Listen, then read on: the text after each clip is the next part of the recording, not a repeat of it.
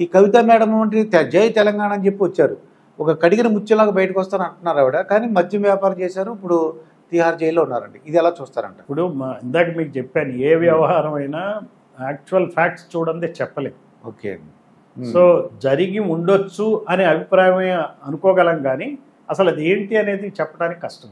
Only end result ఎప్పుడు క్లియర్గా మనకు మెటీరియల్ దొరికితే కానీ చెప్పలేం. నిన్న మొన్నటి వరకు అప్రూవర్స్గా ఉన్న వ్యక్తులు, నిన్న మొన్నటి వరకు ముద్దాయిలు ఉన్న వ్యక్తులు ఇప్పుడు అప్రూవర్లు అయ్యారు. అప్రూవర్లు బేస్ చేసుకుని అరెస్ట్ చేశారు. అసలు వాళ్ళు ఏం చెప్పారో మనకు కరెక్ట్గా స్టేట్మెంట్ తెలియదు. తెలియనప్పుడు మనం ఏం చెప్పలేం. సో ఇదిగో తోక అదిగో పులి అన్నట్టు వ్యవహరించడం అనేది సరైన పద్ధతి కాదు.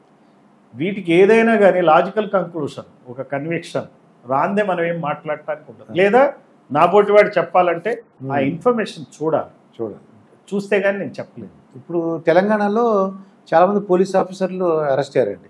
ఇది చూసి మిగతా రాష్ట్రాలు అంటే వాళ్ళ ఫోన్ ట్యాపింగ్ కానీ అటువంటి భయపడతారంటారా? మిగతా వాళ్ళు అమ్మో తెలంగాణలో అరెస్ట్ అయ్యారా బాబు, మనం కూడా చేయకూడదు, కొంచెం సంకోచం ఉంటుంది. వాళ్ళు చేస్తున్నట్టయితే జంకుతారు కదా, భయపడతారు, జంకుతారు ఉంటుంది. ఎందుకుంటుంది, ఇంపాక్ట్ ఉంటుంది. ఇప్పుడు ఈ జగన్మోహన్ రెడ్డి గారి చూసినట్లయితే మీరు అన్నట్టు రిషికండ్ కానీ ఈ అన్నీ చూసినట్లయితే చాలా డెవలప్ చేశాను. విశాఖపట్నం కానీ డెవలప్మెంట్ అత్యధిక బాగుంది, చాలా పెట్టుబడులు వచ్చేసి అంటున్నారండి. మీకు ఏమనిపిస్తుంది? మీకు వచ్చిన ఇన్ఫర్మేషన్ ఏంటి సార్? మరి పెద్దగా అంత సూచనలు ఏం లేవు. ఆ ఏరియాలో నేను నిన్న మొన్న తిరిగి వచ్చాను, కానీ అంతగా ఏమి నాకేం అనిపించలేదు. మరి ఆయన ఏమన్నారో కూడా నాకు తెలియదు, మీరు చెప్తే వింటాం. అంటే ఆయన ఏమంటారంటే నేను చాలా డెవలప్ చేశాను, చాలా ఇండస్ట్రీస్ మేము సైన్ చేసేసాము, వచ్చేస్తున్నాయి అని చెప్పి అన్నారు. ఎంప్లాయ్మెంట్ ఒకటి లేదని ప్రతిపక్షంలో ఎక్కువ ఆరోపిస్తుంటారండి, అదొకటి. ఇది మరి బీఎస్పీ పార్టీ వాళ్ళు అన్నా గ్రహించారట ఏమన్నా? ఎంప్లాయ్మెంట్ ప్రాబ్లం ఉంది, ఉపాధి మెయిన్ ప్రాబ్లం ఉంది అక్కడ. అంటే ఎంప్లాయ్మెంట్ జనరేషన్ లేదంటున్నారండి. ఇక్కడ కేసీఆర్ అయితే అసలు ఏమి ఇవ్వలేదు, ఒక పోస్టులు ఏమి ఇవ్వలేదు. 10 years ఉన్నారు, వీళ్ళు 30,000 అప్పుడే ఇచ్చారండి అది కాంగ్రెస్ ప్రభుత్వం వాళ్ళు. అక్కడ అసలు ఏమి పోస్టింగ్స్ లేవని ప్రతిపక్షం వాళ్ళు అడుగుతున్నారండి. మీ బీఎస్పీ పార్టీ తరఫున మీరు కొద్దిగా స్టడీ చేశారా? అంత డెప్త్కి వెళ్ళలేదు, కానీ ఇంకా జాబ్స్ అయితే సరిగ్గా లేవనేది మాత్రం చెప్పచ్చు. ఇప్పుడు బీఎస్పీ పార్టీ ద్వారా మన క్యాండిడేట్స్ దొరుకుతారట. 175 అసెంబ్లీ సీట్లు, 25 మంది ఎంపీ సీట్లు రావాలండి. మాకు మంచి కార్యకర్తల బలం ఉందండి. ప్రతి చోట కార్యకర్తలు ఎప్పటి నుంచో అంబేద్కరిజంకి కట్టుబడి ఉన్న కార్యకర్తలు ఉన్నారు. సో వాళ్ళు ఎప్పుడు కూడా అనునిత్యం వాళ్ళ ప్రాంతాల్లో తిరుగుతూ ఉంటారు. వాళ్ళకేమి మీకు ఇందాక చెప్పాను కదా, ఇక్కడ మీడియా సపోర్ట్ ఉండదు. మీడియా చాలా చిన్న చూపు చూస్తుంది. మీడియాలో ఇప్పుడు ఉన్న పరిస్థితులు ఏంటంటే, మనం ఎంత ప్రెస్ వాళ్ళని పిలిచి నేను మొన్న అడ్రస్ చేశాను, తిరుపతిలో కానీ వైజాగ్లో కానీ, వాటికి సరైనటువంటి ప్రాధాన్యత ఇవ్వరు. వాళ్ళకి ఏంటంటే మరి కారణాలు ఏమైనా కానీ వాళ్ళు ఎంత గంటన్నర స్పెండ్ చేసినప్పుడు మీతో స్పెండ్ చేసాము, మీతో మాట్లాడినంత వాళ్ళతో మాట్లాడుతున్నారు, కానీ ఇవి వెలుగులోకి రావట్లేదు, ఇవ్వట్లే. అందువల్ల ఏంటంటే మా కార్యకర్తలలో తెలియదు. ఇన్ఫ్యాక్ట్ మీడియా చాలా అన్యాయం చేస్తుంది. ఒక బహుజన్ సమాజ్ పార్టీ లాంటి పార్టీని ఇప్పుడు ఈ మీడియా ఏదైతే చెప్పుకుంటుందో అవినీతి రహిత పాలన కావాలి అని వాళ్ళు ఎడిటోరియల్స్లో రాస్తూ ఉంటారు. అవునండి, చాలా గొప్ప గొప్ప విషయాలు చెప్తారు. ఎడిటోరియల్ పేజీలో దునుమాడుతూ ఉంటారు.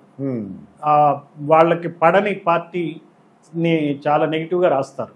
మేధావులు అనబడేవాళ్ళు చాలా గొప్పగా చెప్తారు. కానీ ఇక్కడ ఈ పార్టీ ఏదైతే వస్తుందో ఇక్కడ ఉన్నదాన్ని వాళ్ళు గుర్తించరు. గుర్తించకపోగా దాన్ని ఏదో రకంగా చిన్న చూపు చూడటం అనేది జరుగుతుంది.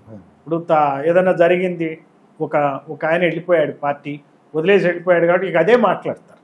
అసలు వీళ్ళ పార్టీలు ఎవరు మాట్లాడినట్టు, వీళ్ళేమీ తప్పులు చేయనట్టు, తెల్లారు లేస్తే చేసే తప్పులు వీళ్ళు, అదేమో అది రాజకీయం అని పెట్టుకుంటున్నారు. ఎవరో ఒక వ్యక్తి చేయంగానే వాళ్ళు దాని గురించి అన్యాపదేశంగా మాట్లాడటం, విలువ ఇవ్వకపోవటం చేస్తున్నారు. అందరూ ఒక్కలాగా ఉండరు, అది గుర్తుపెట్టుకోవాలి. మీడియా ఈ రోజున ఏం చేస్తుంది, ఎంత డిస్సర్వీస్ చేస్తుందంటే బైపోలార్ పాలిటిక్స్లో అటువైపో ఇటువైపో ఉంటుంది. అందువలన వాళ్ళు కూడా బలవుతున్నారు. వాళ్ళు అది అర్థం చేసుకోవాలి, న్యూట్రల్గా ఉంటాం నేర్చుకోవాలి. ఇప్పుడు ఒక మీడియా సామ్రాజ్యం ఇంకొక ఆయనకి ఎగ్నెస్ట్గా రోజు తెల్లారు లేస్తే రాయటం వలన వాళ్ళు టార్గెట్ అవుతున్నారు. మీరు మీడియా పాత్ర వహించండి. వాస్తవానికి ప్రజల్లో ఏం జరుగుతుందో తెలుసుకోండి. మీ టీవీలు కానీ పేపర్లు కానీ తెలుసుకుని దాన్ని రిప్రజెంట్ చేయండి. మీరు ఫెయిల్ అయినందువల్లనే మీరు ఒక పక్షపాతంగా వ్యవహరిస్తున్నందువల్లనే, మీరు మీ వ్యాపార ఇంట్రెస్ట్ల కోసం మీరు పనిచేయటం వల్లనే సోషల్ మీడియా విజృంభిస్తుంది.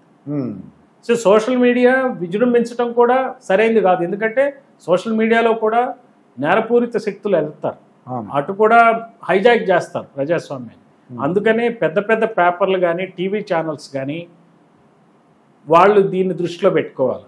ఒక మాకు సీఎం అనో పిఎం దృష్టిలోనో వాళ్ళు డీల్ చేయటం అనేది మంచిది కాదు. అసలు నిజమైన జర్నలిస్టు ఈ రోజున ఆంధ్రప్రదేశ్లో ఒక్కళ్ళిద్దరు మినహాయించి ఉన్నారా? వాస్తవం రాసే పత్రిక కానీ ఛానల్ కానీ ఒకటన్నా ఉందా అనే అనుమానం ప్రజలకు వస్తుంది. అంటే దీనికి కారణం ఏంటంటే మీరు బీఎస్పీ ఉందనుకోండి సార్, ఎక్కువ మంది మీరు అప్పుడు అన్నట్టు నాకు అర్థమైంది, ఈ అంటే మీడియా మీకు ప్రిఫరెన్స్ ఇవ్వట్లేదని. మీరు ఎలక్ట్రల్ బాండ్స్ తీసుకోవట్లేదు కదా, మీరు ఎలక్ట్రల్ బాండ్స్ తీసుకోవట్లేదు, మీరు డబ్బులు ఇవ్వలేరండి. మరి వాళ్ళు కూడా నాకు అర్థమైంది ఏంటంటే బహుశా అదే ఉంటుంది. మీరు సరిగ్గా చెప్పారు. ఎలక్టోరల్ బాండ్స్ తీసుకొని ఏకైక పార్టీ బహుజన్ సమాజ్ పార్టీ అని జాతీయ మీడియా కానీ రాష్ట్ర మీడియా కానీ ఇంతవరకు గుర్తించలేదు. నాకు తెలియదు, ఇప్పుడే మీరు చెప్తున్నా ఇదే అంటున్నా. ప్రజల్ని అంధకారంలో నెట్టేస్తున్నారు. వీళ్ళు ఏం చేస్తున్నారంటే రెండు పార్టీల తరపున ఇద్దరు వ్యక్తుల గురించే వాళ్ళు ప్రజల్ని మన మెగాఫోన్స్ పెట్టేసి ఓదర కొడుతున్నారు. జనాలకి వేరే శబ్దాలు వినపడినివ్వకుండా చేస్తున్నారు. ఆ గట్టునుంటావా ఈ గట్టునుంటావా, ఆ రకమైన బైపోలార్ వరల్డ్కి కారణం కూడా మీడియానే. వాళ్ళు కూడా మనం విడిగా మాట్లాడుతుంటే ఏం చేస్తాం సార్ అంటున్నారు. స్టాఫ్ రిపోర్టర్స్ కానీ వీళ్ళు కానీ మేమేం చేయలేం కదా సార్, ఏం చేస్తాం సార్, రాయాలి కదా సార్, మేము ఎంత రాసినా ఇంతే వేస్తారు సార్ పైన అంటున్నారు. అది వీళ్ళు ఆలోచించుకోవాలి. ఈ మీడియా బ్యారన్స్ ఎవరైతే ఉన్నారో వాళ్ళు ఆలోచించుకోవాలి. వాళ్ళు ఆలోచించుకోకుండా ఈ రోజున ఏదో ఒక కేసు దొరికినప్పుడు ఇటువైపు వెళ్ళటం, పార్టీ మారంగానే ఇంకో గవర్నమెంట్ అటువైపు రాయటం, మరి ఎందుకు వాళ్ళు చేయటం అని వీళ్ళంతా నన్ను అడిగితే అనైతికంగా చేసే వ్యవస్థ ఈ రోజున లేదు. మీడియా కన్నా రాజకీయ నాయకులు వాళ్ళ అనైతికత అనేది ప్రజలకు తెలుస్తుంది. వీళ్ళ అనైతికత ప్రజలకు తెలియట్లే. అందరికన్నా ఎక్కువ అనైతికంగా ఉంది ఈ రోజున మీడియాని. చాలా మంది ఏమంటారంటే ఎవరి డబ్బులు వాళ్ళు కష్టపడేలాగా చేసుకోవాలి, వాడు డబ్బులు సంపాదించేలా చేసుకోవాలి తప్ప ఉచితాలు ఇవ్వకూడదు అంటుంటారు. అసలు మీ అభిప్రాయం ఏంటంటే ఒక ఆఫీసర్గా పొలిటీషియన్గా? అభివృద్ధి సంక్షేమం బ్యాలెన్స్ ఉండాలి. ఆకలితో అలమటించే వాడికి రైస్ అవసరమే. ఓకే. కాకపోతే వీళ్ళు ఏం చేస్తారంటే ఆ రేషన్ కార్డులు అందరికీ ఇస్తారు.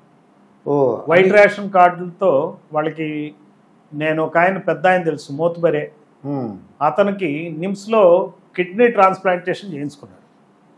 అతనేంటి వైట్ రేషన్ కార్డు తెచ్చుకున్నాడు. అతనికి 70-80 ఎకరాల ఆసాం. వైట్ రేషన్ కార్డు ఇచ్చారు. ఆ వైట్ రేషన్ చూపించి నిమ్స్లో అతను వైద్యం చేయించుకున్నాడు.